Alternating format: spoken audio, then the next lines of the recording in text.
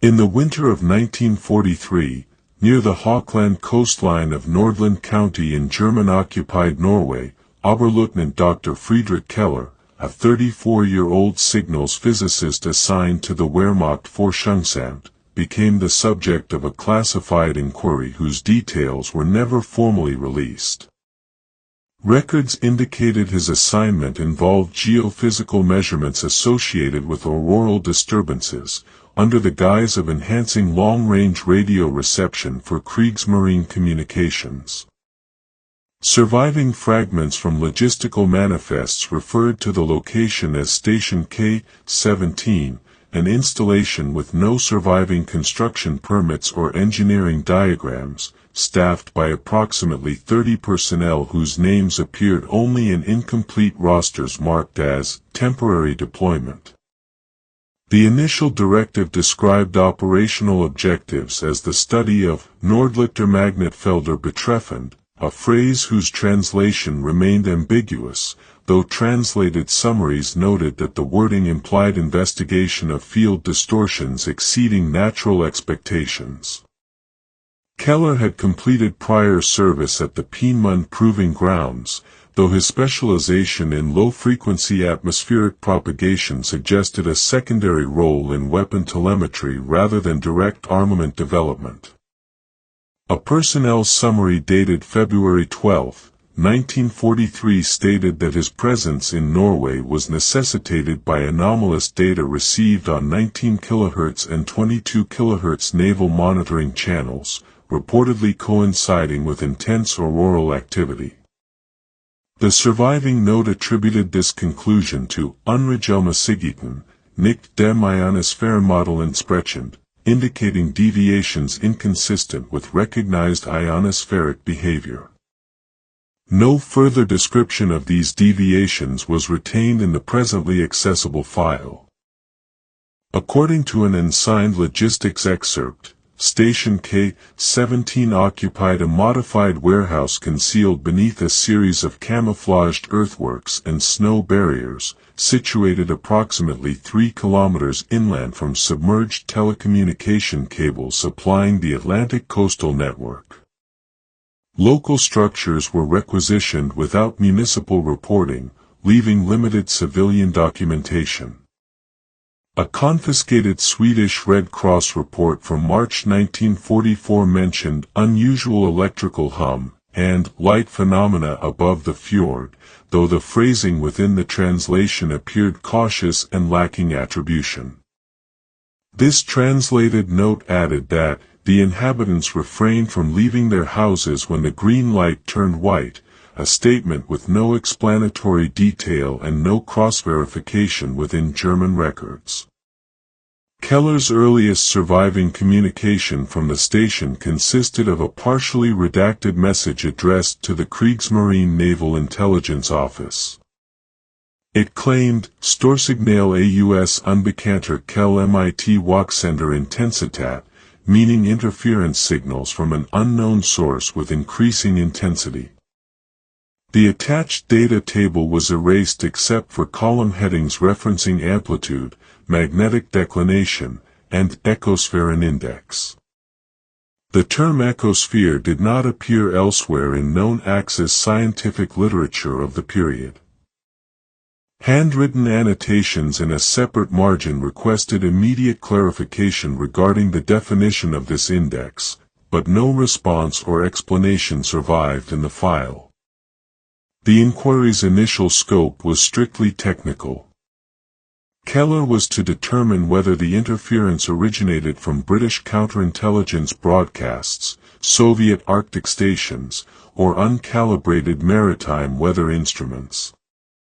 By April 1943, however, internal communication logs documented progressive escalation to a joint investigation incorporating elements from the Geophysical Research Command and the Reichspost Radio Observation Division. A memorandum dated May 3, 1943 stated that Die Wirkung ist lokalisiert und reproduzierbar, implying the effect was localized and repeatable, though the geographic coordinates were coded and subsequently misplaced.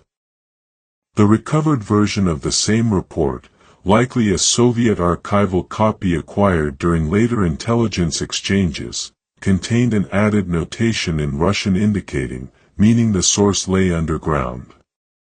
Fragmentary references suggested Keller requested tunneling equipment in June 1943.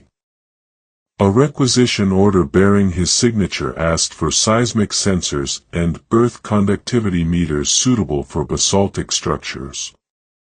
Supply officers questioned the necessity of such instruments in the context of radio research, but their hesitation was overridden by an SS liaison officer whose identity was removed from the surviving carbon duplicate. The delivery was confirmed, though no record explained its application or results. This requisition correlated with a cluster of unscheduled power failures in the facility reported in July, one of which allegedly disrupted encrypted communications with Trondheim for nearly 12 hours. The archivist's annotations accompanying these documents cited a handwritten Norwegian police ledger, recovered in 1958, which listed 3 civilian disappearances dated between the 14th and the 19th of July 1943 near Hawkland Bay. The note stated only that 2 fishermen and a 16-year-old shepherd left home and failed to return. Local authorities blamed unsafe sea conditions, though weather summaries preserved by Norwegian coastal stations contradicted this claim, indicating calm surface winds and clear skies during the reported days. The connection to Station K-17 remained unproven, yet the entries were cross-referenced by the post-war Allied intelligence auditor with the timeframe of Keller's tunneling activities. A translated engineer's note, bearing Keller's initials but not his full signature, mentioned vertikale Resonanzen and unoortiet rukkeplung im substrat, referring to vertical resonances and unexpected feedback within the substrate. The same note recorded that one of his assistants reported physical discomfort during equipment calibration, described as pressure sensation within the auditory canal and perception of distant mechanical oscillations. The report further recorded that the technician lost equilibrium and remained disoriented for 12 minutes. No medical follow-up or personnel record regarding this technician existed in the reconstructed file. By August 1943, Station K-17's operational focus shifted from radio interception to Echosphere messaging, a term again marked by post-war translators as linguistically uncertain. A sentence in one dispatch suggested that Keller believed the interference represented reflections or responses from a subterranean medium influenced by auroral electromagnetic flux. The claim remained technically vague and unsupported by recognized geophysics. Another fragment noted that signal returns increased during midnight periods despite absence of ionospheric drivers, an observation contradicting established models. Transcription of one intercepted waveform appeared in the surviving file only as a separate statement that disharmonic patterns exhibit correlation with unspecified external factor. Security protocols became more stringent in October. Guards from the 210th Coastal Defense Unit were reassigned to perimeter patrol, replacing weather analysis personnel. Civilian sightings in the vicinity reportedly decreased.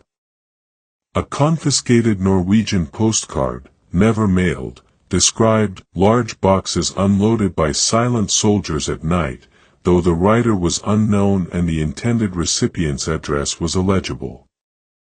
The German censorship seal remained intact, suggesting it had been intercepted within the postal screening process and retained for reasons never clarified.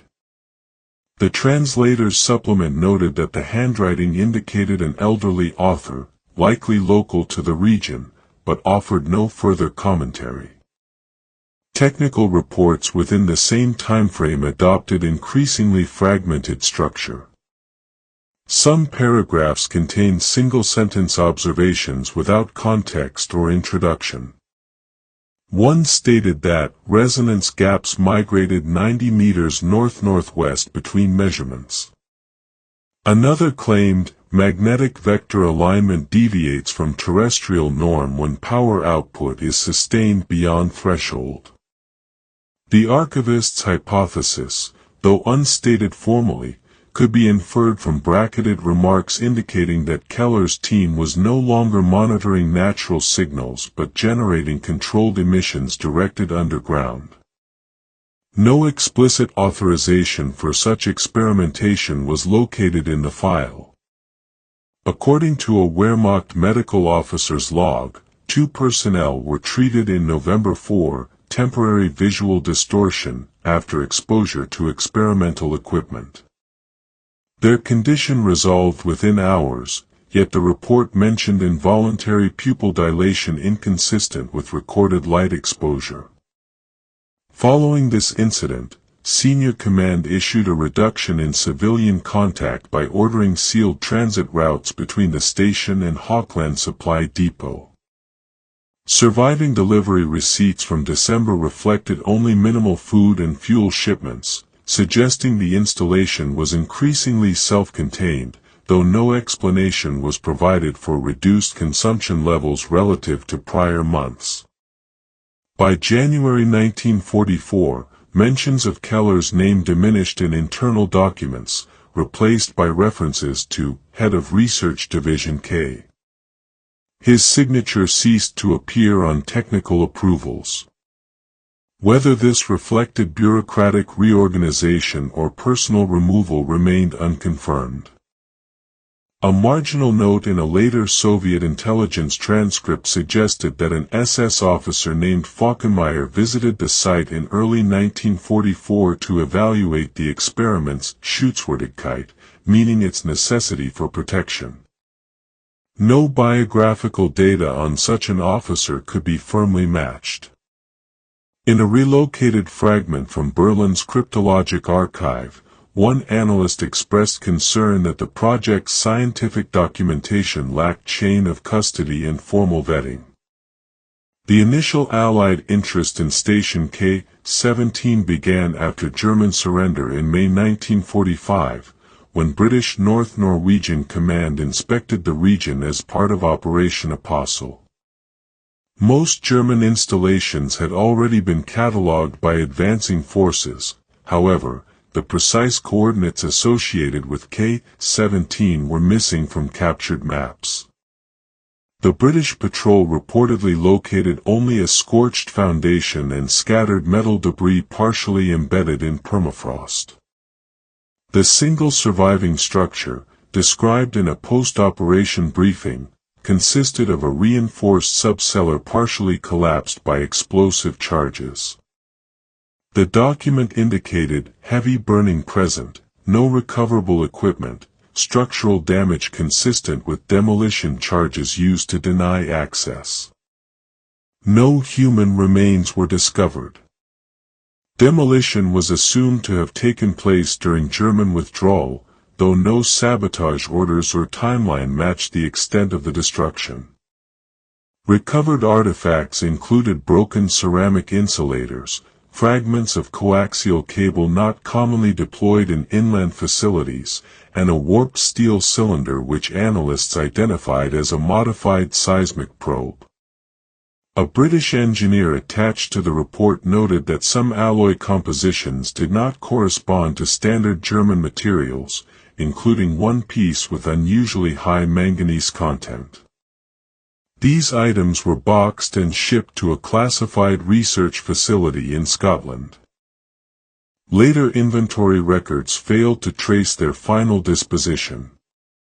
The burned documents recovered from the sub-cellar contained partially legible words including index, storung, and repeated uses of echo, though most text remained irretrievable. The earliest translated interrogation reference to Keller occurred in an MI-19 file dated August 1945, though the document seemed to presume his survival despite absence of direct evidence. It stated that the German physicist responsible for abnormal magnetic research in the Lofoten region is believed to have evaded capture. A later addendum questioned whether his disappearance might imply evacuation to Denmark or transfer to a submarine. None of these possibilities were substantiated.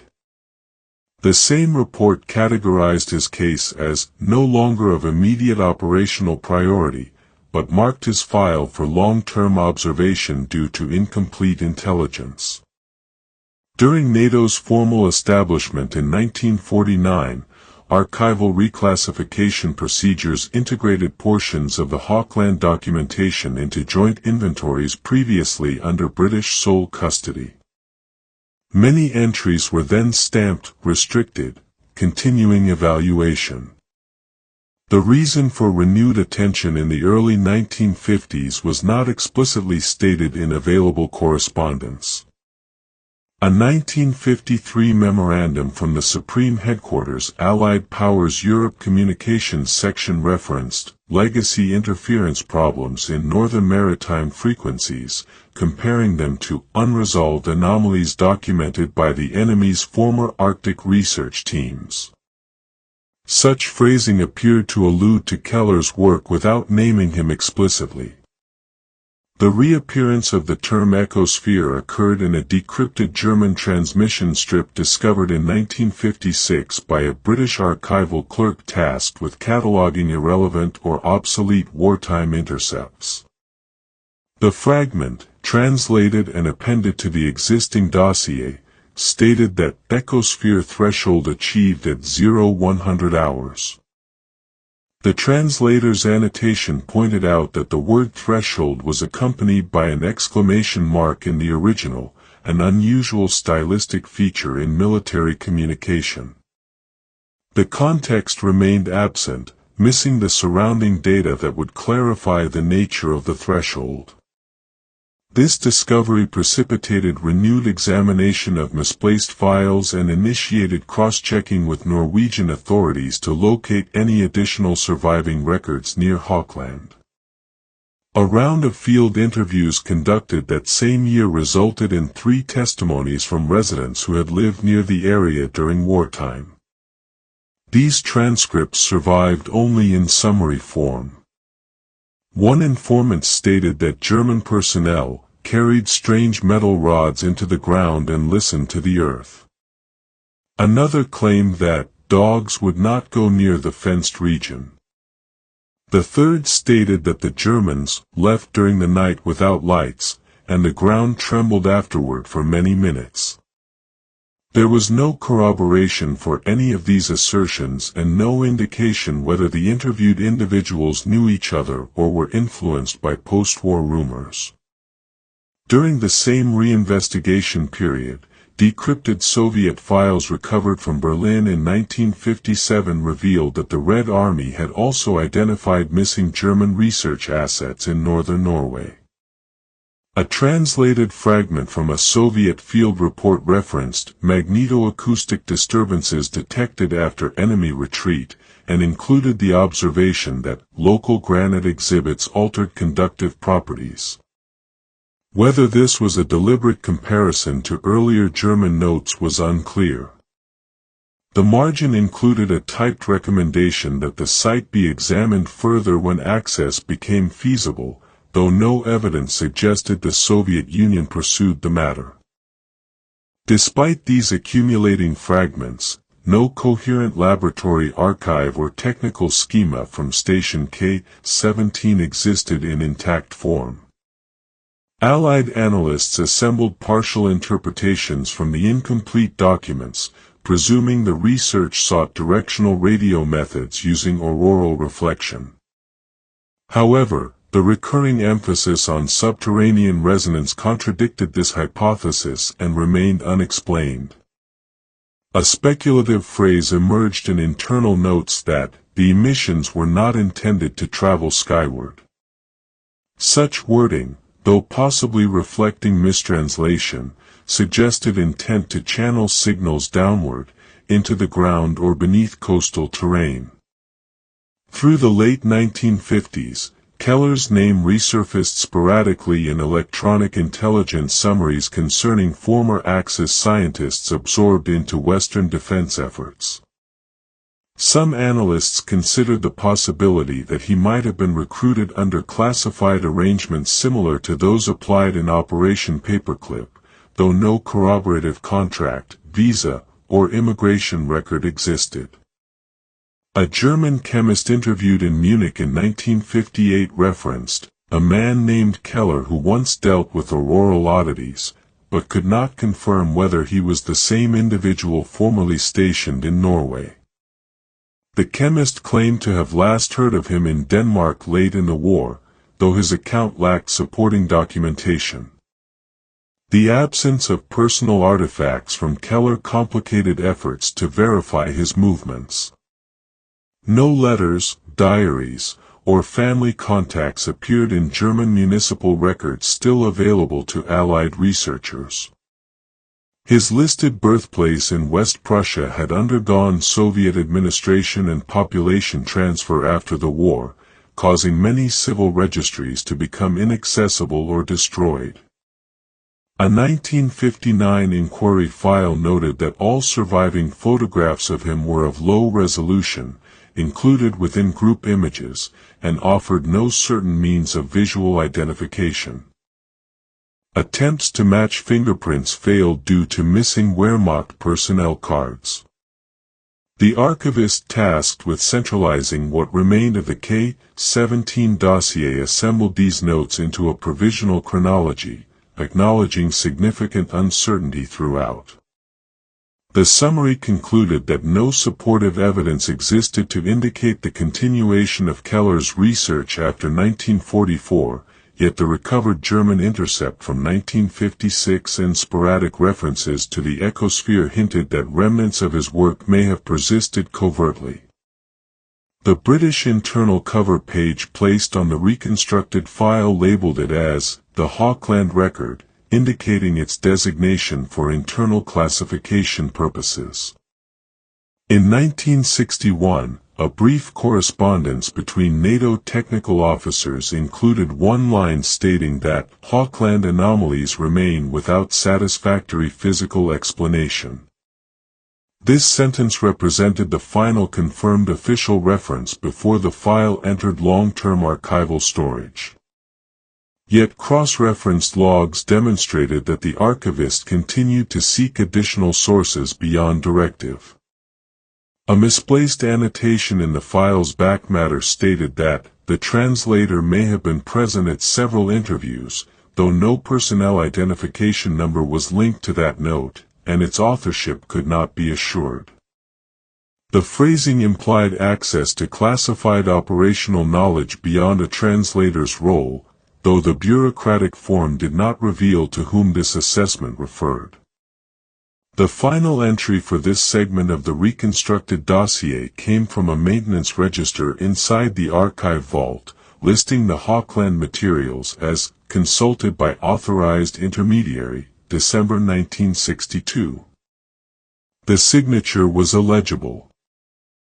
No further information was recovered, yet the persistent absence of closure continued to generate minor administrative activity embedded within unrelated tasks throughout the mid-1960s.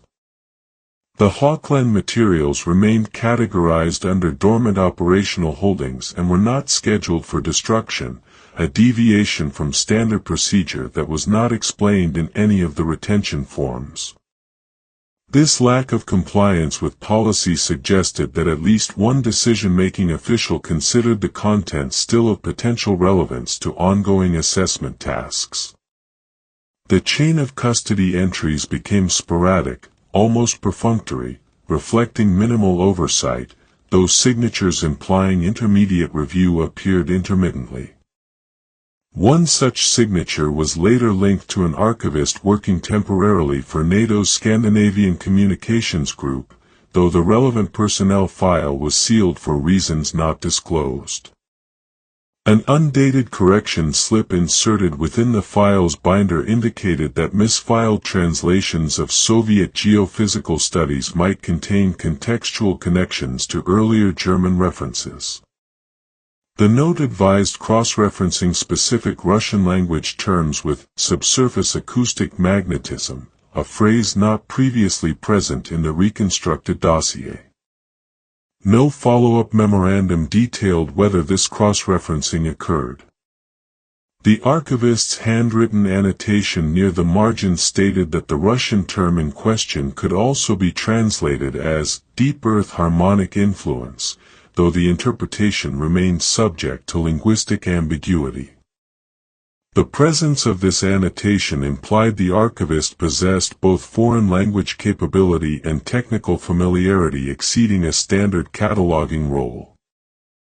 By 1964, the NATO Subcommittee on Radio Propagation circulated a communication to various national research offices warning of increased, irregular propagation events at high latitudes, specifically referencing unexpected low-frequency returns detected during atmospheric quiet periods. Reference footnotes included citations to wartime German phenomena in Norway, though the citations lacked documentation and were left without follow-up. The document did not explicitly mention Station K-17 or Keller by name. A British intelligence liaison attached to the committee allegedly questioned whether these anomalies aligned with historical reports from the former installation, but his query produced no visible action apart from a short reply stating that previous work remains under review. The absence of defined reviewers or deadlines suggested no active project ownership. Despite stagnant inquiries, the narrative regarding Keller persisted through occasional scattered mentions in confidential Scandinavian signals monitoring logs. A Norwegian analyst stationed near Bodo in 1965 submitted a short routine note describing broadband ground wave disturbances inconsistent with surface conditions. The disturbance was localized near Hawkland Bay when triangulated, though the analyst dismissed the data as equipment malfunction. A second analyst later added that the error repeated using a separate monitoring unit calibrated only weeks earlier, raising the possibility of actual anomalous propagation. The main communications office stamped the reports as non-evaluated minor variants and archived them without escalation. During the same year, a declassified review sheet revealed that internal NATO oversight questioned whether Cold War subterranean surveillance infrastructure, including undersea cables and Arctic early warning installations, might be affected by unknown regional variables. A French delegation member remarked in passing that German wartime data might contain relevant clues.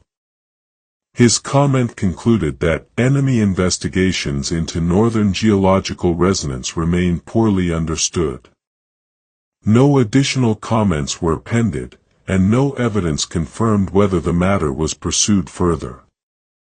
Overlapping this period, the identification of a partially intact German courier bag discovered during civilian excavation on the Lofoten coast revived nominal interest in dormant files. The bag reportedly contained metal data canisters corroded to the point that only fragments of paper remained inside.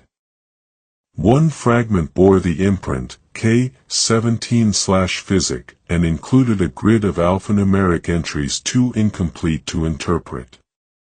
Environmental degradation rendered most ink illegible. Nevertheless, the fragment was added to the existing dossier with a simple notation: possible correlation with previous investigations, authenticity plausible. The lack of field analysis or forensic authentication suggested minimal priority. The archivist inserted a small slip requesting laboratory preservation, though the request was crossed out later with the comment, "not justified by current directive." Further deterioration of memory surrounding the case was recorded administratively in the late 1960s.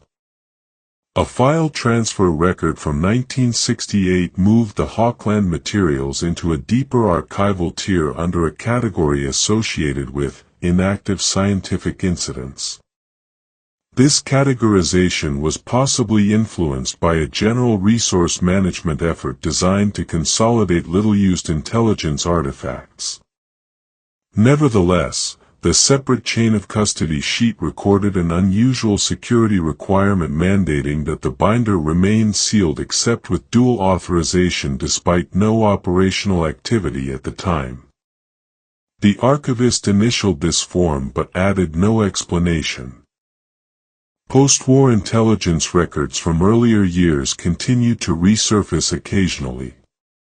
In 1969, a cataloging intern recovering misregistered records discovered a 1943 German situation map containing a faded pencil annotation encircling an isolated location west of Leknes. The note accompanying the find stated that the circle corresponded to the suspected location of Station K-17. However, subsequent geographic comparison revealed that the circled coordinates lay further inland than previous estimates, creating uncertainty regarding the installation's exact placement. The recovered map piece included brief written references to Untertagekammern or underground chambers. The context for this annotation was undetermined and no corroborating architectural diagrams were found in the surviving wartime documents. A brief entry in a Danish naval surveillance log from 1970 mentioned unidentified subsea vibrations detected within a range intersecting areas north of the Arctic Circle. The analysts speculated distant iceberg calving or minor seismic activity, though the log noted the absence of recorded seismic readings on corresponding regional charts. The entry incorporated a query referencing residual wartime acoustic infrastructure, possibly located in Norway, but the query received no response. The document was not shared with Norwegian defense officials at the time. Personnel changes within the NATO archival apparatus in 1971 resulted in the Hawkland record's temporary misplacement among atmospheric research files. This misplacement was corrected the same year, though the internal notice acknowledging the error contained unusual language referencing classified holdings of ongoing sensitivity. Review signatures on this notice included individuals whose positions focused on active intelligence. The presence of such signatures remained unexplained given the dormant classification applied in prior years. Following the correction, the file was rehoused in a sealed container marked with a serial number unlisted elsewhere in the archival index. In 1973, technical logs from a Norwegian university laboratory recorded a short series of experimental anomalies when conducting low-frequency geological sounding near a tunnel north of Hawkland. Laboratory documentation noted unexpected vertical reverb artifacts and ground-coupled delay deviations. The leading experimenter attributed these readings to reflections caused by underground cavities or variable water tables. A translated footnote in the intelligence copy of the report observed that the anomalies occurred at coordinates proximate to former German operations, though geography was not precisely aligned. The lab's results were circulated informally among defense contacts but produced no official report. Meanwhile, scattered research notes indicated that Keller's name resurfaced in confidential reunification-era interviews with German veterans. A 1974 intelligence attachment detailed statements by an elderly radio operator who claimed to have seen Dr. Keller arguing with the SS about the transmission apparatus in late 1943. The operator suggested that Keller resisted the installation of new hardware brought by SS technicians, but he could not provide clear dates or technical descriptions. His recollections stated that the ground hum was too strong, though this phrase lacked technical meaning. The reliability of his account was listed as low due to his diminished memory and the presence of unspecified medical conditions noted by interviewers. One British intelligence memorandum from the mid-1970s questioned whether the disappearance of Keller and his team might reflect internal discipline rather than Soviet capture or escape. It hypothesized that his research could have contradicted established Reich scientific doctrine, resulting in project termination and personnel extraction. The memorandum mentioned rumors regarding disagreements over classification authority and claims that Keller sought communication with Berlin research leaders outside approved channels. No evidence supported these rumors, and the memo recommended closure of the file pending any further developments. Yet the file remained active within restricted inventories, resisting formal termination due to documented anomalies. Near the end of that decade, a Norwegian mining company reported interference problems with new underground communication systems in proximity to old wartime excavation zones. The company technicians' log described persistent earth-transmitted static, most noticeable during the quietest hours of local night. Equipment replacement failed to correct the disturbance. The report was forwarded to national defense officials because the affected area lay near a former German operational zone. Military communications staff examined the site but documented no immediate concern. A vague comment in the intelligence copy noted similarity to historic phenomena, pending analysis, though no follow-up report survived. In 1978, NATO's internal technical evaluations quietly escalated. A classified workshop included one topic describing unresolved ground wave anomalies in northern sectors. The documented summary referred to conducted tests, resulting in measurable deviations correlated with subsurface structural unknowns. These words implied active investigation potentially related to earlier anomalies. The summary linked these deviations to both natural and artificial influences, but its cautious language revealed significant uncertainty. The archivist's margin annotation pointed out that similar deviations coincided temporally with auroral disturbances, echoing phrasing from Keller's 1943 documentation. The workshop proceedings remained small in scope and did not generate direct operational responses. By the early 1980s, the Hawkland case approached near total obscurity, preserved only by bureaucratic momentum. An archival systems transition in 1981 introduced electronic indexing, forcing reclassification of paper holdings. This process flagged the Hawkland record due to its conflicting sensitivity markers and ambiguous subject coding. A request for clarification circulated among senior custodians, who expressed reluctance to declassify materials despite their apparent lack of relevance to modern operations. The hesitation lacked recorded justification. Ultimately, a senior official with discretionary authority labeled the file indeterminate long-term significance, preserving its sealed status. The archivist initialed a checklist verifying compliance. Surviving administrative correspondence from 1983 referenced attempts to correlate outdated German intercept technology with contemporary undersea surveillance initiatives.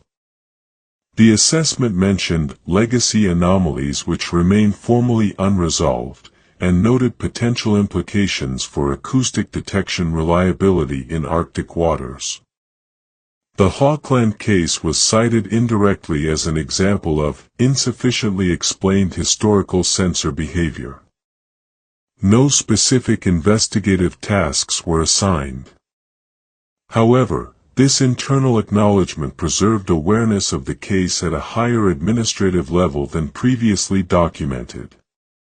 Around this period, Norway initiated modernization of local infrastructure, including construction of new roadways near Auckland Beach.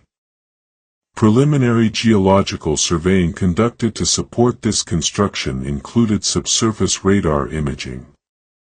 The contractor's report documented unusual reflectivity layers at shallow depth, inconsistent with known bedrock patterns. The data exhibited a narrow band of amplified signal return forming a curved outline that did not match expected glacial formations. The engineering documents described these reflections as geometrically regular to a degree inconsistent with natural origin. A short note in the intelligence circulated copy stated that the anomaly might correspond to excavation or tunneling from wartime activity. The findings did not impede construction, and no excavation was authorized to inspect the anomaly more closely. Within outdated codebooks restored for historical review in the late Cold War, linguists connected the German term Echosphere to a niche communication theory suggesting formation of localized electromagnetic boundaries within Earth materials. This theory appeared visible in confidential research proposals from certain departments of the wartime German scientific apparatus.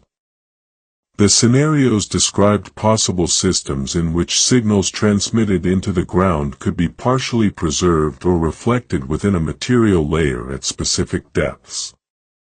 While technically speculative and unverified, the linguistic correlation supported the possibility that Keller's references to the echosphere implied intentional design rather than observational discovery. Additional records surfaced in 1985 when a retired Norwegian police official submitted a personal letter to state historians describing war-era, restricted settlements, in the vicinity of Auckland. His recollection included mention of German officers discouraging civilians from crossing a particular hillside path during late 1943. The official described unexplained auditory vibrations at night and referenced an episode in which livestock reportedly bolted abruptly without visible threat. His testimony lacked archival corroboration.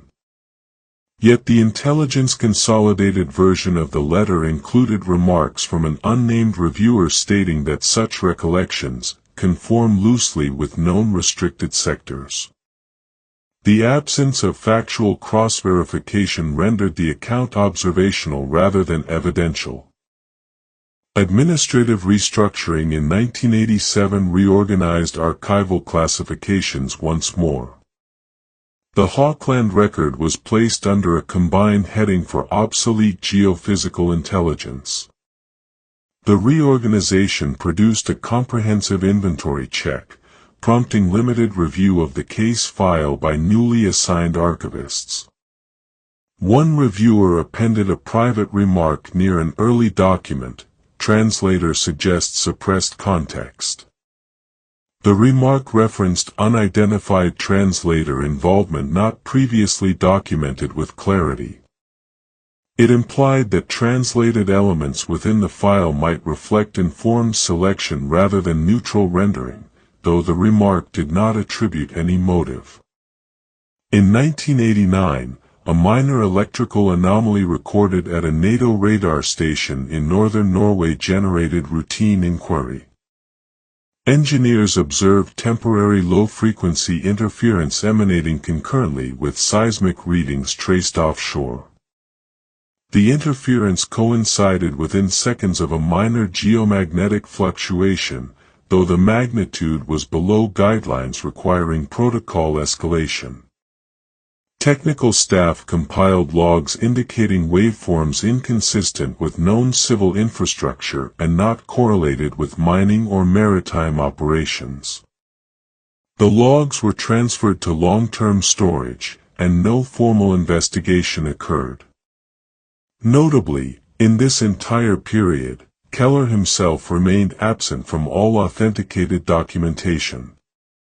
Occasional uncorroborated sightings or passerby rumors mentioned individuals matching his general description, but none bore credible attachment to the archival record. An internal audit in 1990 concluded that the probability of locating any additional evidence concerning his post-war fate was negligible. Nevertheless, in 1991, the archivist performed an unscheduled review of the Hawkland materials. The review noted that the file, despite lacking relevance to modern operations, contains persistent irregularities not explained by current classification. This line lacked supporting detail, but the reviewer's identity corresponded to personnel granted access to sensitive intelligence beyond archival responsibilities. The same reviewer included a brief comment noting alignment between documented wartime anomalies and contemporary unexplained signals. The wording avoided speculation, merely stating temporal correlation unaccounted for. Following this review, the file showed renewed security oversight. A protective schedule signified that materials could not be referenced externally without elevated authorization. No stated reason accompanied this change. One could infer an institutional desire to retain control over documentation containing unresolved elements pertaining to possible ongoing surveillance domains. The most recent dated entry in the archival continuity log, recorded in 1994, acknowledged removal of the Hawkland binder from its container for internal examination. No summary of that examination was included in the log, nor was the nature of the inquiry detailed. The archivist responsible verified the file's content count and returned the binder to its container intact. The continuity log did not include signatures from supervisory staff, implying informal or time-sensitive review outside scheduled oversight. Additional developments arose in 1995, when a private contractor reported interference while conducting coastal telecommunications testing along the Lofoten archipelago. The contractor's initial opinion attributed the problem to unshielded domestic equipment. However, cross-comparison with military monitoring units revealed similar patterns. A short memo categorized the interference as historically consistent and directed that the matter be documented for potential future reference. No remedial actions were authorized. A partial review initiated in 1996 referenced the long-standing gaps in the Hawkland chronology. Analysts observed that the transformation of Keller's team's mission from radio interception to engineered subsurface signal projection lacked clear administrative directive. The review report noted, shift in operational goals remains undefined. It drew attention to the absence of technical analysis on what Keller identified as vertical resonances and the reported correlation with auroral phenomena, concluding that physics as described in available notes does not conform to standard models. The report reiterated the lack of physical evidence, emphasizing reliance on incomplete documentation. It offered no conclusions. The final known administrative reference to the Hawkland record occurred in 1997 as part of a wide-ranging catalog integrity check. The internal confirmation stated that the file remained retained under restricted technical history classification, subject of case file unresolved. This entry signified continuity without closure. After that date, no additional official records documented handling of the file. Its physical presence remained verified by inventory markings, but no further review signatures appeared. Uncertainty persisted regarding whether the residual anomalies, intermittent references, and incomplete documentation signified a lingering foreign intelligence concern or merely bureaucratic inertia. Across the entire timeline from wartime emergence to late-century archival dormancy, the Hawkland record retained recurrent notations implying undisclosed operational knowledge. These details remained obscured within procedural language, indirect phrasing, and unexplained security retention.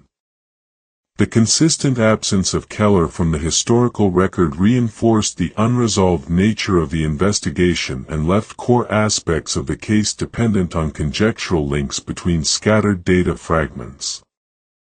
All known components collected into the dossier adhered to strict institutional documentation principles, yet collectively failed to produce definitive understanding of the events recorded therein. The lack of resolution became itself a matter of procedural significance, maintaining classification beyond normal criteria. The file remained partially sealed, and its outcome uncertain. No further information was recovered. Subsequent registry cross-referencing within the joint Nordic archives produced only partial index entries, mostly concerning requisition orders for magnetic calibration instruments and post-war salvage authorizations that bore no clear connection to the Hawkland installation.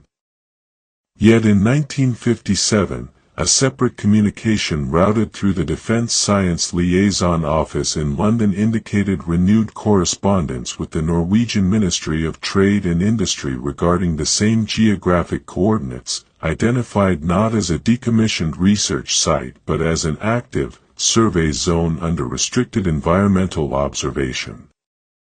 The phrasing, according to marginal annotations added in pencil by the translator, was inconsistent with ordinary cartographic work, suggesting the reactivation of an operational perimeter rather than a mere study area. The surviving telegram, dated September 12, 1957, read in translation that acoustic resonance anomalies persist north of Stamsund perimeter, civil aerostat monitoring suspended until technical resolution achieved.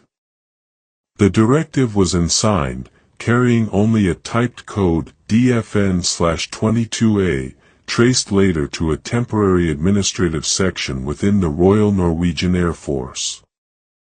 The attached weather summary, filed separately, reported unseasonable barometric oscillations lasting 49 minutes at an amplitude not explainable by recorded wind variation.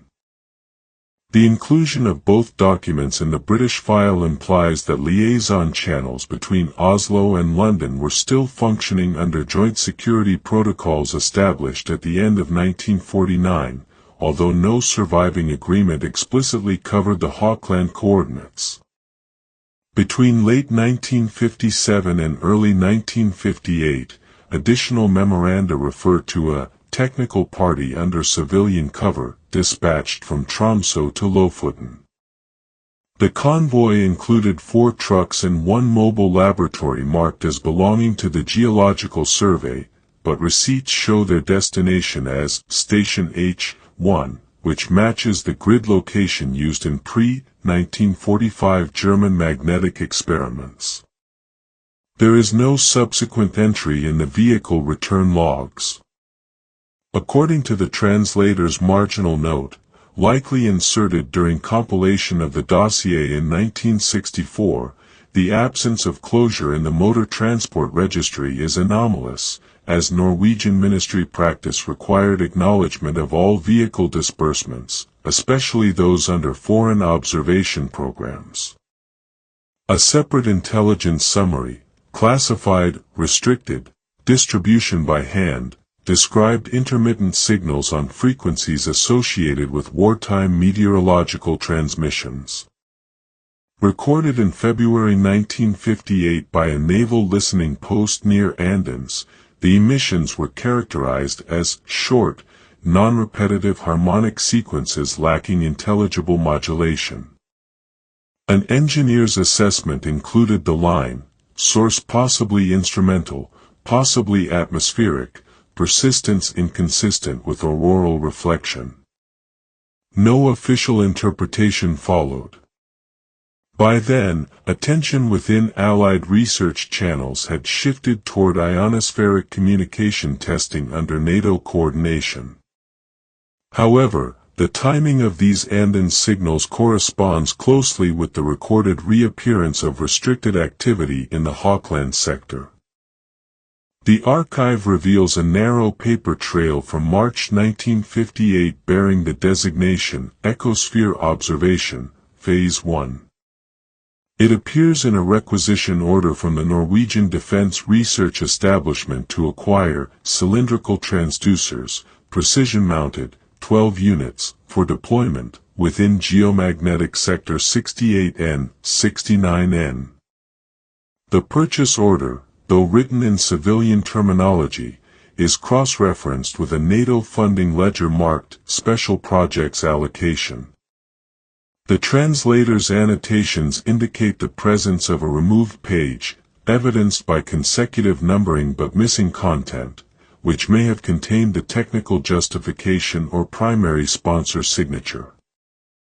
The notation, filed under Hawkland/Acoustic 1958, appears faintly on the backing page, partially erased.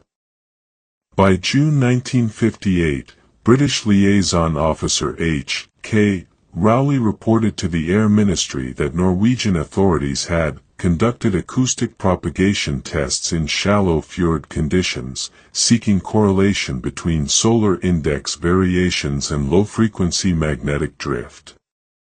His report noted that the personnel involved were predominantly civilian, yet guarded by military police under Ministry of Defense jurisdiction. The detail concerning security accompaniment was underlined in red pencil in the surviving carbon copy, possibly by a later archivist.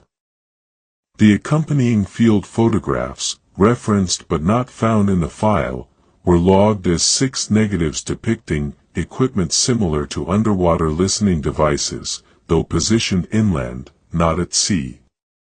The translator's subsequent commentary, inserted at an undetermined date, states that photographic material was later sequestered under Project AR-112, reason unstated. This same notation recurs in another file concerning low-frequency testing in the Barents region, suggesting a wider operational umbrella encompassing several northern installations. The initials AR have not been conclusively decoded.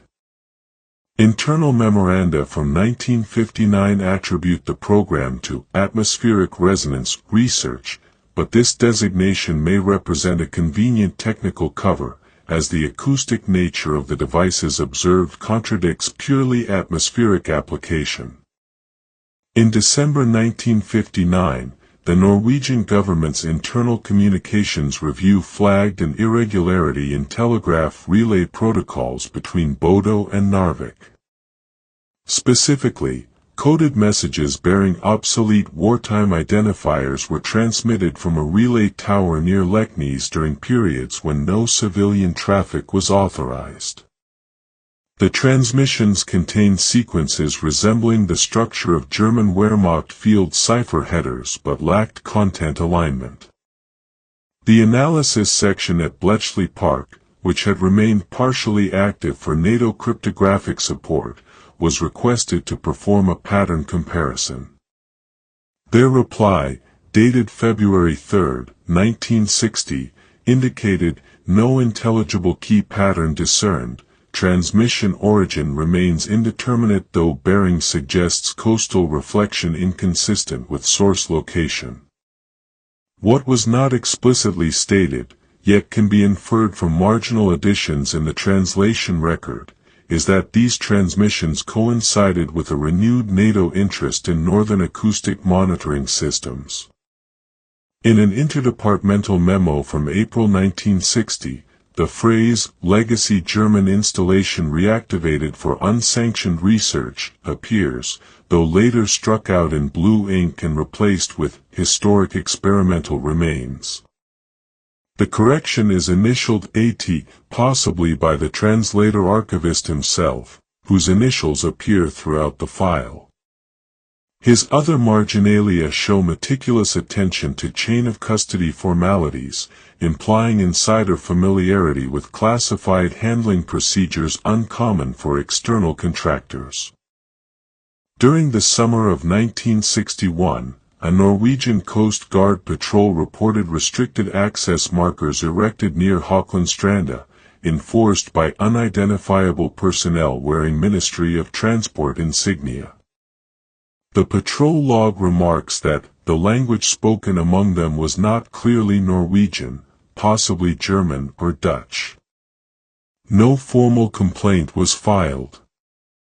The translator's side note, evidently added later, references an attached field intelligence summary describing temporary foreign advisory presence, justified by Aeronautical Instrumentation Survey. This language mirrors phrasing found in post-war denazification correspondence, often used to obscure the repatriation of technical consultants under limited immunity agreements. The first documented foreign observation came in November 1962, when a British atmospheric research flight operating from RAF Kinloss detected broadband interference centered at 17 kHz during a pass over the Lofoten area. The pilot's incident report stated that the interference ceased abruptly at the northern boundary of Vestfjorden and resumed when re-entering the same latitude band from the west.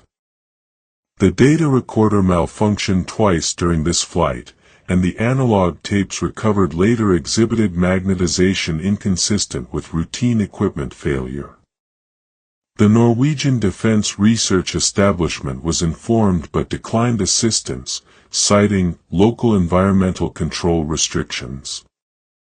It was then that the term Echosphere appeared again, this time in the margin of a communication from the British Embassy in Oslo to the Foreign Office, suggesting that the so-called Echosphere experiments continue without public disclosure or NATO briefing. This repetition of the term across multiple unconnected communications suggests that the phrase functioned as an informal codename, possibly circulating among liaison officers familiar with pre-war archives. Within internal memoranda, references to Echosphere frequently co-occur with mentions of resonant boundary phenomena and signal inversion zones. The translator's cross-references, based on later compilation, link these to declassified reports of German wartime studies on auroral reflection and magnetoacoustic coupling, fields in which Dr. Werner Holt, the presumed central figure of the earlier occupation period, had specialized. No direct record of Holt's activities after May 1945 survives, yet post-war intelligence tracking lists him as believed deceased in a general memorandum dated 1948, despite recurring indirect mentions in scientific correspondence from Munich and Hamburg through the early 1950s.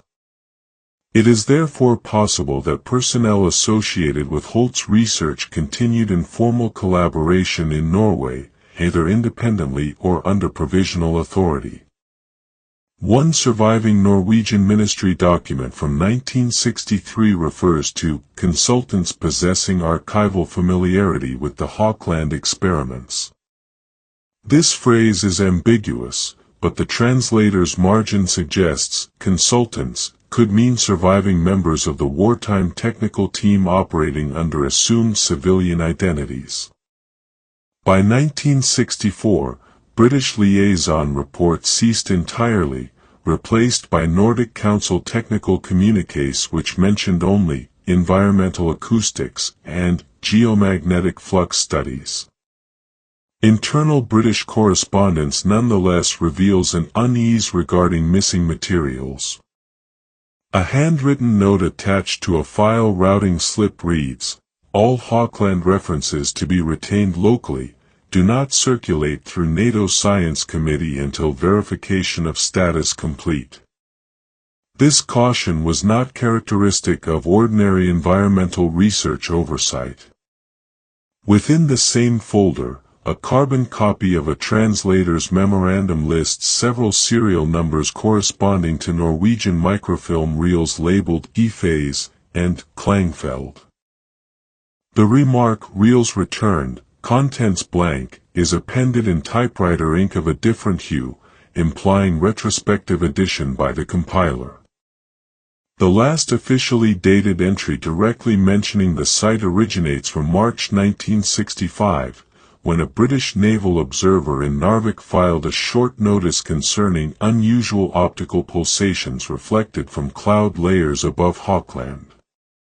The description reads, alternating luminescence, green to white, approximately 10-second cycle, observed without corresponding magnetic deviation. No photograph accompanied the report. A marginal annotation, probably by the same translator who maintained the file, refers to prior German documentation of auroral-linked optical delay, but no supporting record has been located. After 1965, references to Hawkland diminish, replaced by general acoustic research summaries. The translator's binding notes at the back of the compiled dossier list 6 missing enclosures and 3 sections marked, classified beyond translator's clearance. It is uncertain whether these were ever present in the British copy or removed prior to archiving. In an internal note dated 1967, the archivist responsible for cataloging the file wrote, "This dossier may constitute part of a residual wartime program continued unofficially. No further duplication authorized." The instruction was signed only with initials that correspond to the translator archivist's name. A later administrative review in 1972 concluded that the file should remain restricted due to insufficient clarity regarding jurisdiction. It is unclear whether this phrasing referred to Norwegian or NATO authority. By that time, the program designations Echosphere and Klangfeld had disappeared from contemporary documents, replaced by new terminologies related to environmental acoustics. Nonetheless, occasional internal memoranda continued to cite Hawkland as an example of ambiguous post-war research provenance. The translator's final annotation in the file margin states, "All extant copies reconciled, content continuity uncertain." No further information was recovered. Yet, in 1973, during a scheduled consolidation of Nordic technical archives under the Joint Communications Program, the Hawkland file resurfaced unexpectedly. The folder, though bearing an outdated registry code, was transferred from the Oslo Defence Depository to the British Embassy's Scientific Liaison Office, accompanied by a handwritten cover sheet indicating temporary loan for cataloguing. The receiving clerk's logbook identifies the courier as civilian, German nationality, presenting valid NATO contractor identification. The individual's name was later rendered illegible by water damage, though the initials correspond loosely to those of a physicist known to have worked on low-frequency resonance studies in Kiel during the late 1930s. The coincidence was noted but not investigated further. Within the transferred folder, a new edition appeared, a typed memorandum dated October 9, 1972, on Norwegian Defence Research Establishment letterhead, titled Preliminary Report, Echosphere Data Recovery. It summarized that partial retrieval of instrumentation fragments had been achieved during a maintenance survey near Håklandstranda, following reports of metallic interference with local fishing operations. The recovered items were described as sections of composite casing, layered with residual magnetic alignment patterns inconsistent with non-ferrous materials. Their origin was tentatively attributed to obsolete survey devices, but no manufacturer identification was possible.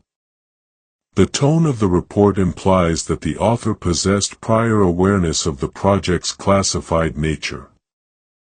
An annotation in the translator's handwriting appears below the typed conclusion, cross-reference to 1958 requisition order for cylindrical transducers, probable match.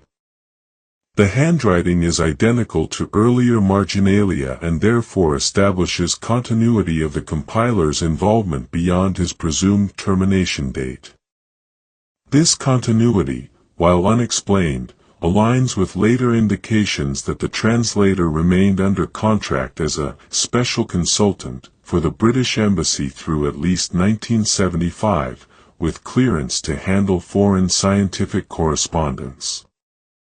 Further references in 1974 Ministry of Defense communications described the recovered fragments as electromechanical, non-functional, exhibiting residual magnetization on multiple axes. Laboratory analysis performed at Kiel yielded the notation, possible deliberate multi-axis alignment for signal phase experimentation. Although the analytical report was incomplete, one of its footnotes refers to a phase inversion array, which may correspond to the earlier Echosphere Phase 1 designation.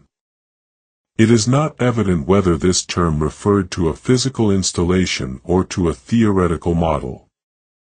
A second report, marked internal, do not copy, stated that the original test methodology employed long-duration harmonic emission cycles at frequencies unsuitable for communications or sonar. The summary also remarked that measurements suggest deliberate generation of standing resonance between magnetic field vectors and terrain contours. The technical phrasing is inconsistent with standard acoustic terminology, indicating either experimental hybridization or mistranslation. The translator's marginal note, in pencil, questions, purpose, propagation or containment. This ambiguity persists through all subsequent documentation. During the winter of 1974-75, British Defence Attaché records list multiple visits to the Norwegian Defence Research Establishment by personnel from the Allied Research Council. A dispatch dated February 3, 1975 notes unusual secrecy surrounding Norwegian resonance experiments, possibly continuation of earlier classified work at Hawkland. This cable, routed through the standard NATO scientific liaison channels, was intercepted for inclusion in the archival copy by unknown authorization. The copy bears the translator's catalog mark, suggesting direct access to communications not normally distributed to civilian translators. It remains unclear under which authority he obtained or preserved these documents. In April 1975, a Norwegian coastal radio operator near Egham reported intermittent interference consisting of pulsed emissions repeating every 7 minutes. The pattern, described as faint but stable, was triangulated toward the Hawkland area. Subsequent verification attempts failed, no secondary source detected repetition. The operator's logbook, later appended to the British file, includes a note written in another hand, pattern corresponds to acoustic modulation test, 1958 schedule. The correlation, while imprecise, implies that emission cycles from the original Echosphere devices may have continued autonomously for an extended period, or that identical frequencies were deliberately reintroduced. In the same period, aerial reconnaissance photography of the Lofoten region recorded circular depressions visible along a narrow coastal strip west of Hawkland. Geological analysis classified these as natural frost formations. However, the photo interpretation unit attached to the British Defence Intelligence Staff flagged 2 of the depressions as symmetrical, concentric, diameter approximate 12 meters, noting that such regularity was atypical for the region. The assessment recommended a ground survey, but the request was denied on the grounds that current research privileges within Norwegian jurisdiction prohibit foreign field investigation. The denial was initialed by a senior liaison officer familiar with the 1960s correspondence. The translator's annotation beside this entry reads, "Photographic correlation to 1943 schematic, possible foundation array remains intact." The existence of a 1943 schematic has never been independently verified, but the consistency of reference suggests that at least one drawing or technical diagram survived in secondary copies available to the translator. In later documentation, a declassification review officer noted in the margin, "No original diagram located, possible private retention by translator." This is the only official acknowledgement that the compiler may have possessed materials not formally entered into the institutional record. By 1976, internal communications among Allied Research Council members exhibit growing reluctance to discuss Northern acoustic projects. A restricted memorandum labeled "Circulation Terminated" states that funding and supervision of non-standard magnetic acoustic research in Norway have been transferred to national jurisdiction, no further coordination to occur under NATO auspices. The abrupt cessation of international oversight implies that whatever continued at Hawkland was henceforth managed entirely within Norwegian channels. However, a minor discrepancy in the budget records of the same year reveals that a small recurring allocation persisted under a British line item labeled "Archival Translation Maintenance." The amount corresponds to the known contractual payment for a single part-time consultant, identified only by initials matching the translator's. The following year, in May 1977, a storm damaged a coastal storage facility near Leknes, exposing several sealed metal drums marked AR-112/Res. The notation AR-112 had appeared decades earlier in connection with sequestered photographic material. The local police report described the contents as magnetized scrap, non-radioactive. Upon inspection by Defense Research Establishment personnel, the drums were removed without inventory. The local constabulary was informed that the material belonged to a retired naval acoustics project. In the British archival file, the translator inserted a handwritten comment, "Possible retrieval of stored Hawkland components, verification impossible." The comment's pen type matches other verified entries by him dated from the 1970s, confirming continued access to classified correspondence well beyond normal archival duties. The next chronological entry is a fragmentary telex from August 1978, partially illegible due to degradation of thermal paper. The readable section states, "Field observation complete. Interference minimal. Test frequencies match previous phase parameters. No civilian incidents reported. There is no indication of sender or recipient. A faint header line, ECSPH2, may signify Echosphere Phase 2. The translator's subsequent typed summary mentions that the telex was found within unrelated folder concerning hydroacoustic calibration tests, implying later misfiling or deliberate concealment. Between 1979 and 1981, references to the project diminished to indirect mentions. A Ministry of Defense Technical Index lists archival maintenance, Project Echosphere, terminated.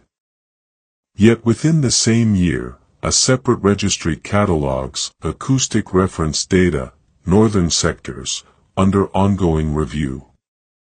The overlap suggests that termination applied only to formal designation, not to the underlying data repository. The translator's 1981 summary note reiterates, data continuity remains, official termination administrative only. This phrasing, terse and impersonal, is consistent with institutional reports but implies insider familiarity with project status beyond public documentation. In December 1982, during a dehumidification inspection of classified holdings in London, several magnetic tapes were discovered without accompanying documentation. A small adhesive label on one spool bore the faded inscription HK/56-59 resonance run. Initial spectral analysis by the storage technician indicated low-frequency signal data unrelated to known communications patterns. The tapes were transferred to the audio analysis section, but their content was never transcribed due to magnetic deterioration.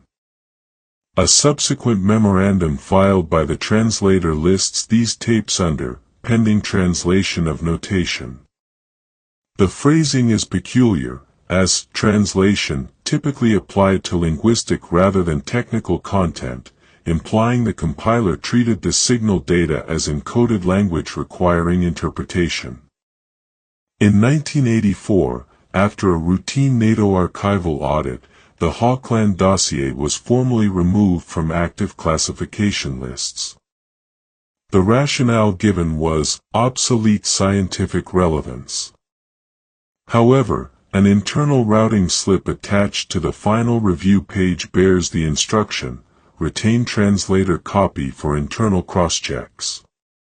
Do not destroy original negative material.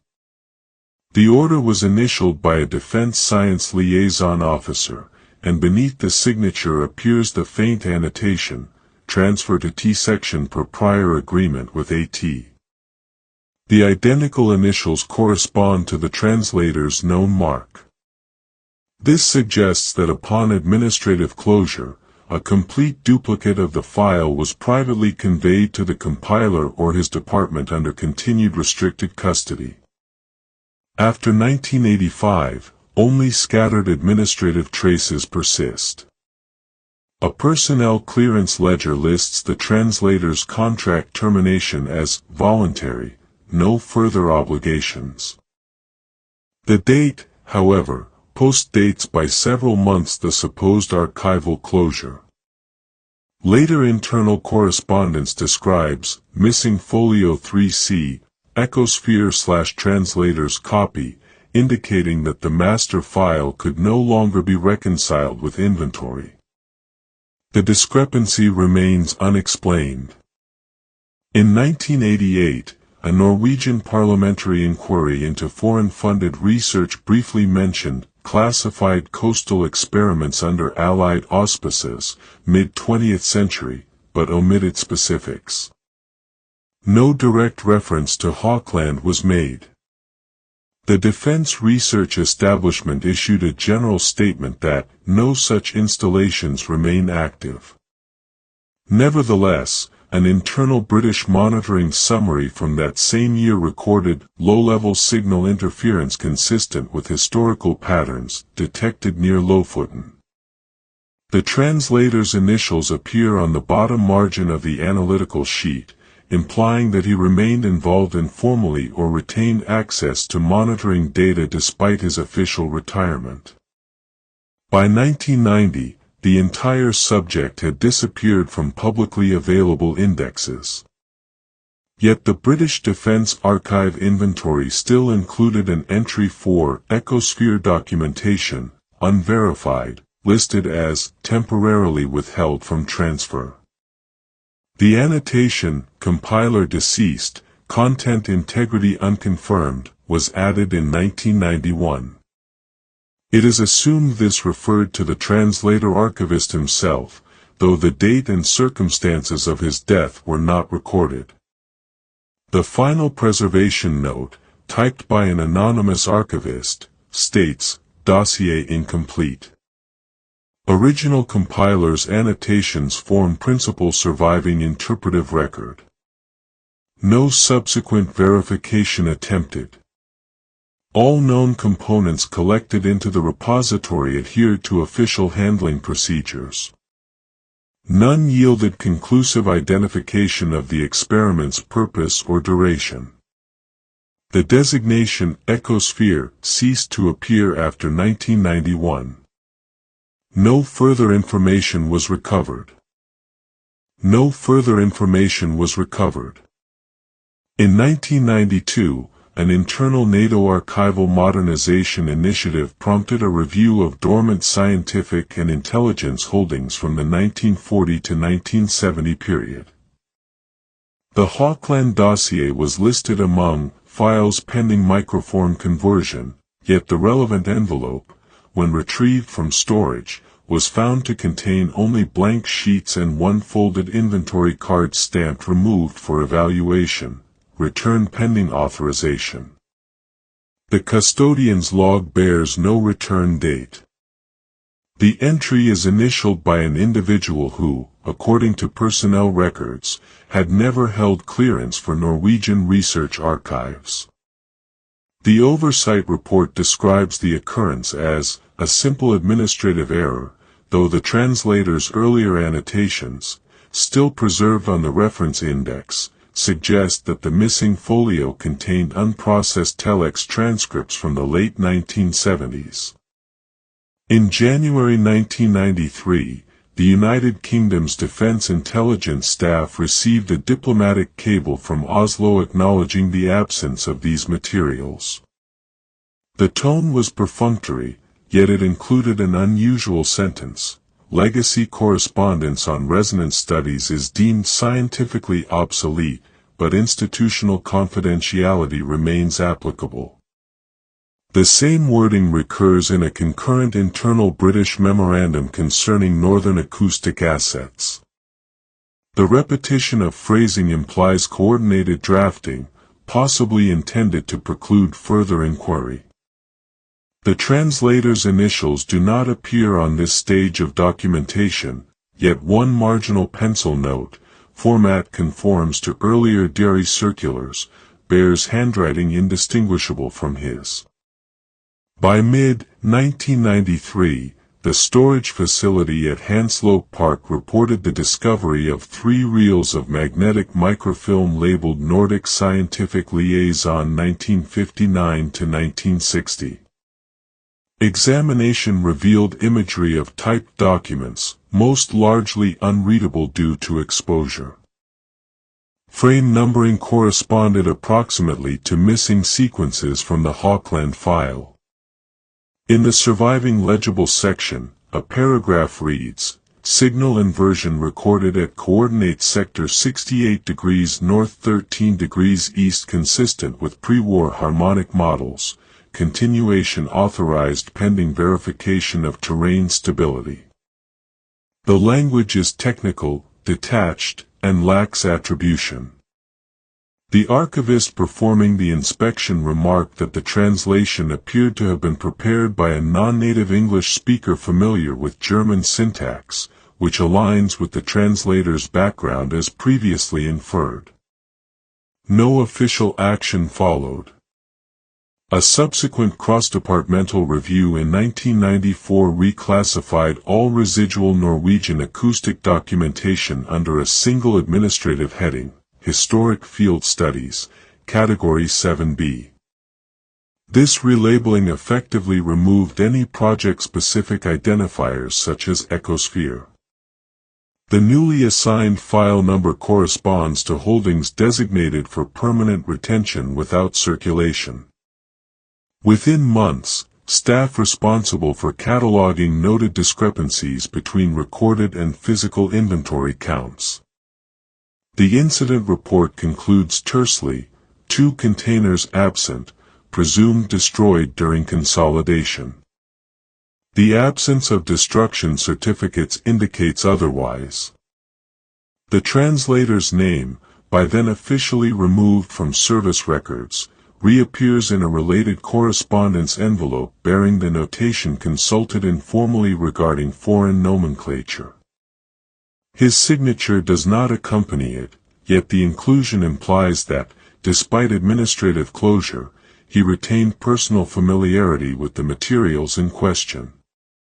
In 1995, a Norwegian coastal monitoring station at Ross transmitted a technical bulletin to Oslo reporting atypical background resonance interfering with sonar calibration equipment.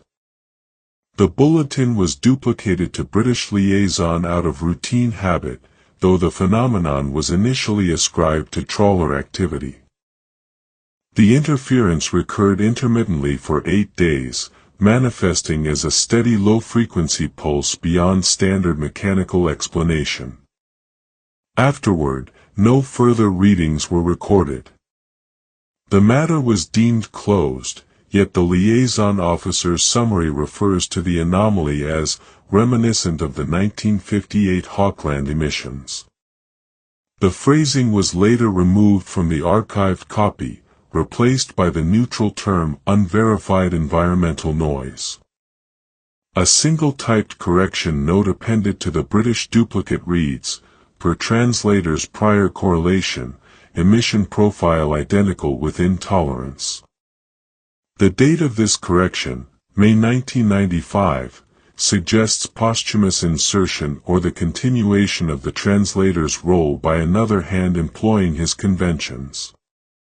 In October 1995, the Norwegian Ministry of Defense initiated destruction of redundant wartime scientific material under a standard retention period policy. The schedule includes a line referencing magnetoacoustic research, Lofoten region, marked for incineration. The destruction certificate is complete except for the witness signature, which is left blank. A later compliance audit noted, certificate incomplete, reason not determined. The translator's cross-referenced file card, found separately in London, records the same batch number accompanied by the annotation, materials not verified destroyed. This contradiction forms the final administrative reference linking the British and Norwegian documentation streams. Throughout 1996, the Defence Science Liaison Office maintained correspondence with the Royal Norwegian Air Force concerning environmental monitoring arrays in Arctic latitudes. While none of these letters mention the name Hawkland, their technical specifications mirror those used in the 1958 Echosphere requisitions, cylindrical transducers, long-period harmonic emitters, and autonomous recording instruments designed for unattended operation in severe conditions. Each letter concludes with the standardized assurance that data acquisition remains consistent with NATO's scientific transparency protocols, a formula generally reserved for active projects rather than defunct ones. The translator's numerical code, A.T-4/2, appears stamped at the top of one carbon copy, an inexplicable inclusion given that his consultancy had been terminated more than a decade earlier. By 1997, a final effort to reconcile outstanding cross-references within the British holdings produced a bound summary entitled Residual Northern Acoustic Projects, 1943 to 1976. Within this compilation, the section pertaining to Echosphere is reduced to 6 paragraphs describing unverified low-frequency experiments conducted under joint Nordic auspices, results inconclusive. The tone is deliberately generic. An accompanying internal memorandum warns that further elaboration may compromise diplomatic agreements predating 1950. The attached translator's index, apparently added as an afterthought, consists solely of page numbers and abbreviations without context. Its inclusion implies formal acknowledgement of his earlier compilation, even as the new summary disavowed any operational continuity. In February 1998, an unclassified request from a British academic researcher for access to historic field studies, Category 7B, triggered a routine review of its sensitivity level. The review committee reported that several items within the box were of indeterminate authorship and questionable relevance. Among them was a short typed sheet bearing the header translator's commentary, undated. The text, though fragmentary, reads, records suggest that the objective was neither communications nor navigation but calibration of resonance thresholds within geomagnetic confinement. Field data confirmed partial containment, repetition was unauthorized. The statement ends abruptly. The review committee's minutes do not mention the sheet's disposition, and it is absent from subsequent inventories. During 1999, the final year before digital consolidation of intelligence archives, an internal audit again referenced the Hawkland materials. A notation at the bottom of the audit form states, "Dossier retains restricted index, contents absent." In administrative practice, this meant that the physical documents had been removed while their catalog number was preserved to maintain classification continuity. The action was authorized under data protection and national security provisions. The supervising officer's initials are unclear, possibly AT overwritten by another hand. The official closing remark of the audit concludes, "Subject exhausted, no further reconciliation practicable." After this entry, the British index ceases to mention the file. Norwegian repositories list the same serial number as destroyed or untraceable. The translator's remaining papers, inherited by institutional custody, contain numerous and signed memoranda echoing the vocabulary of the Hawkland dossier, phrases such as resonant boundary, field persistence, and signal phase inversion, but stripped of identifying coordinates or participants. Each page ends with the formulaic stamp "Unclassified Draft," for internal translation practice only. The homogeneity of format indicates either deliberate reconstruction from memory or methodical self-archiving of previously expunged material. An internal archivist's assessment written late in 1999 observes that certain documents exhibit authentic mid-century typing patterns inconsistent with retrospective reproduction. The statement suggests that at least part of the translators retained material derived from original wartime or post-war copies rather than later reconstructions. The review concludes with, "Given uncertainty of provenance, retention recommended under sealed status pending policy revision." Following the close of that fiscal year, the Defense Science Liaison Office ceased operations under its original designation, and all historical scientific liaison files were consolidated into General Intelligence Holdings. The new catalog omits any reference to Echosphere or Hawkland, though the numerical gap corresponding to the original record remains visible in sequential listings. No supplementary correspondence survives to clarify the ultimate disposition of the translator's collection. His employment record notes termination of pension disbursement in 1999 with the remark, "deceased or unlocatable." No death certificate is filed in the United Kingdom, Norway, or Germany under his known identities.